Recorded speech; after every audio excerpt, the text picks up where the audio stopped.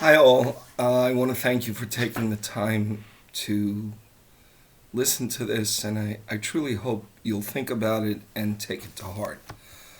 I want to talk about, especially with Yom Tov coming, the need to heed the requests and the demands of everyone staying home if at all possible in a very real way.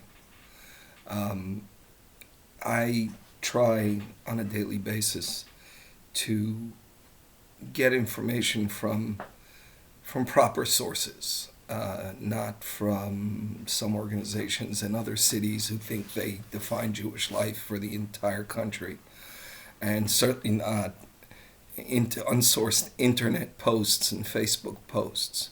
I try to listen to the daily briefings, both from the National Coronavirus Task Force and the Pennsylvania Department of Health. I try to get my information from Dr. Fauci, Dr. Birx, Dr. Levine, from the CDC website. I'm certainly no expert, but in terms of getting information, I prefer that information. Um, Today's briefing was very telling. There were a couple of points that were made, not just the grim modeling and the grim statistics of what may occur, but the very real data, which has some encouraging signs that perhaps some of the mitigation efforts and the staying at home are starting to have an effect. And also, they plotted New York and New Jersey and Washington and California and other places like Pennsylvania. And the reality, don't worry, as I've been saying for the last couple of weeks, that's just my regular 12-month-a-year cough. But the reality that there are different places. New York, of course, is the epicenter, and it's a war zone. And other cities are catching up to New York. But there are plenty of states and plenty of areas that are not, and if we do our job, it will stay away from from that type of specter.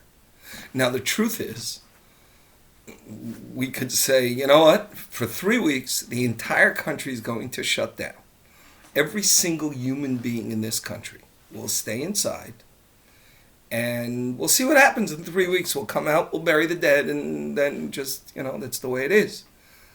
Of course, that you can't do that. There are certain, to use the governor's terminology, there are certain essential businesses that are life critical. Hospitals and nursing homes and shuls and food banks and UPS and FedEx and laboratories and pharmacies and Amazon. These have to stay open. So what do? You take extreme measures. You make sure that it's a facility that can handle those extreme measures. You limit the number of people. You limit the time they're there. You constantly sanitize. You limit the hours of operation. I saw some video of a food bank. The warehouse must have been, 5,000 square feet. And they only had a limited number of people, and they stayed away from each other, and they rotated the things they were doing, and they made sure, excuse me, that they constantly sanitize it. Because you can't close the food bank, and people will starve. There are certain essential, life-critical businesses that just don't close. So you take extreme measures. What do the rest of us do? The rest of us have to heed the directives and stay home if at all possible, so that those life-critical, essential businesses can do their job and can serve people as they need to.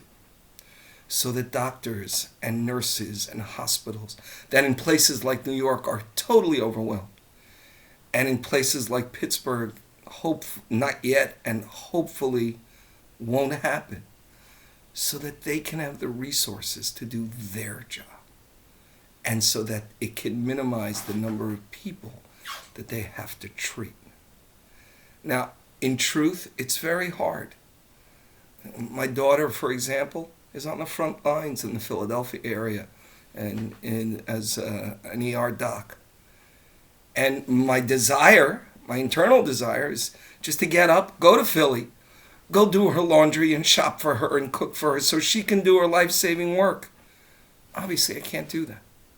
Locally, we have EMS workers, we have cops, we have firefighters that have to do their job. I want to get a group of people together. Let's go down to the ambulance bay and let's say you guys rest. We'll stock the ambulance and we'll take inventory. We can't do that. I want to go to New York and see where I can help, even if it means cleaning a toilet, so that somebody else can do something that's closer to patient care, just as we've done in the past. When we went to Israel during the war, and that we said, let us do the menial stuff so you can do what you have to do. But we can't. What can we do? For two purposes. Number one, so that places like New York don't have to have more to deal with and more shortages and more difficulty. They're going through a nightmare as it is. And so that locally we can try to keep our curve out of the complete danger zone. We can, if at all possible, stay home. We can, if at all possible, quarantine and stay inside.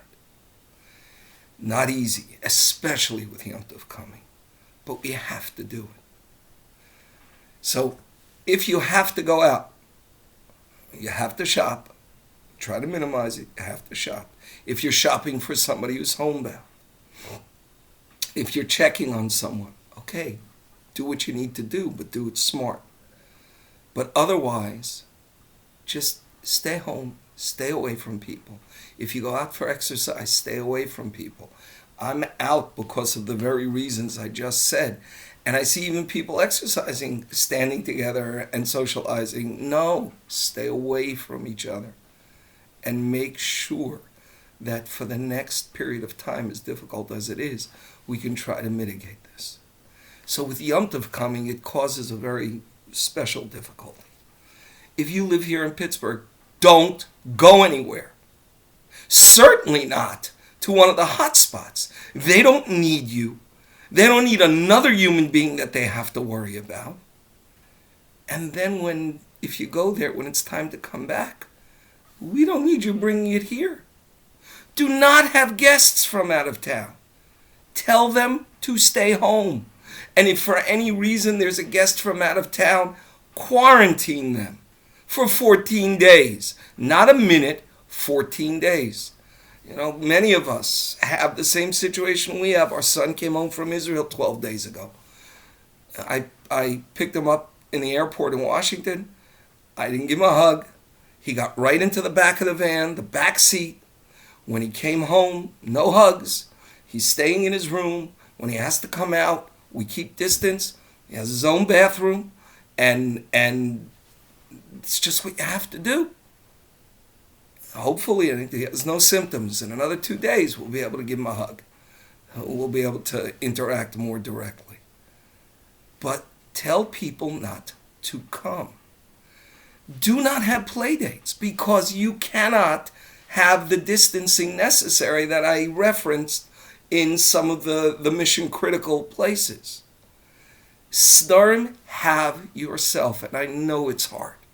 Listen, being alone is not the natural human condition. There are